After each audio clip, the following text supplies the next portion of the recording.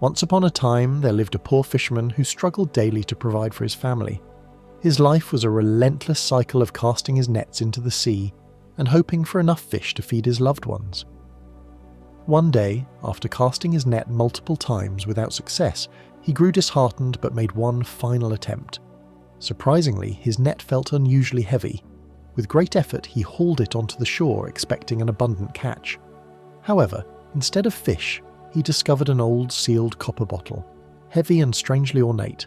Intrigued and hopeful, he decided that the bottle might fetch a decent price at the market, but first he sought to examine it closely. Removing the seal with difficulty, a thick smoke suddenly billowed forth, rapidly expanding into an enormous shape towering above him. Terrified, the fisherman watched as the smoke solidified into the intimidating form of a mighty Jinni, who immediately expressed immense joy at being freed. Yet, moments later, his joy turned to rage, and he vowed to kill the fisherman who had released him. The fisherman pleaded desperately for his life, reminding the Jinni of the kindness he had shown by freeing him. However, the Jinni, embittered by centuries of confinement, was unmoved. He explained bitterly that after being trapped by King Solomon for defying his command, he had vowed initially to richly reward whoever freed him. As centuries passed, his bitterness and rage grew, prompting him to vow instead to kill his liberator. Realizing the imminent danger, the fisherman quickly devised a clever plan. Pretending disbelief at the Jinni's story, he expressed doubt that such a powerful being could truly fit into the tiny copper bottle. The prideful Jinni, incensed by the fisherman's skepticism, insisted he could easily prove it. Eagerly accepting the challenge, he shrank back into smoke and swiftly returned into the bottle. Seizing the opportunity, the fisherman swiftly resealed the bottle, trapping the furious Jinni once again. Now, the roles reversed, the fisherman had the upper hand.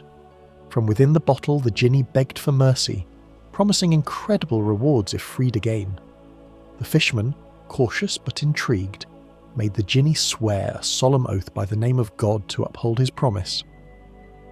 With assurance given, the fisherman cautiously reopened the bottle. Once released, the Jinni gratefully honoured his pledge, guiding the fisherman to a secret enchanted lake hidden beyond a distant mountain.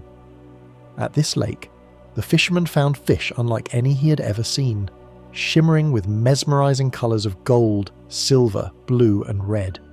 He caught several and took them to the Sultan, knowing their extraordinary appearance would bring him favour.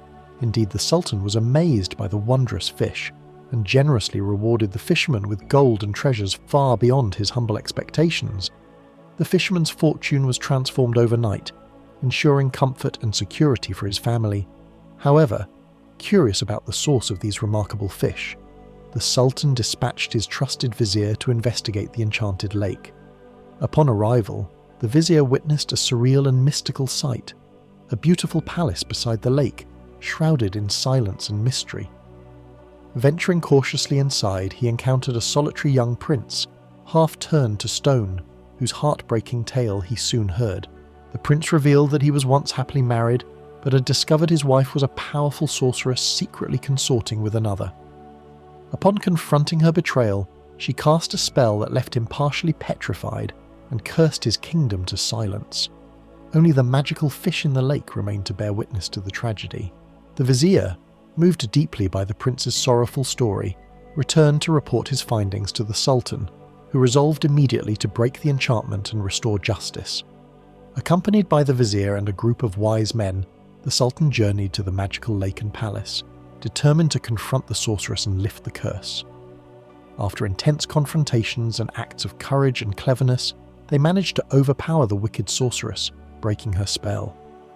The prince was restored, the kingdom revitalized, and harmony returned to the land. Grateful for his crucial role, the fisherman was richly rewarded once again by the prince and the Sultan, further elevating his status and wealth. His life became a testimony to humility, wisdom, and the transformative power of mercy. Thus, through wit, courage, and compassion, the humble fisherman dramatically changed his fate, illustrating profound lessons about life's unexpected turns and the virtues of mercy, humility, and intelligence. His story became renowned, celebrated in the kingdom, and remembered by all as a compelling reminder that even the humblest soul can profoundly alter destiny with courage and kindness. This captivating tale, cleverly woven by Scheherazade, successfully postponed her fate each dawn, mesmerizing King Shahryar and listeners alike with its rich moral lessons, vivid adventures, and enduring human drama.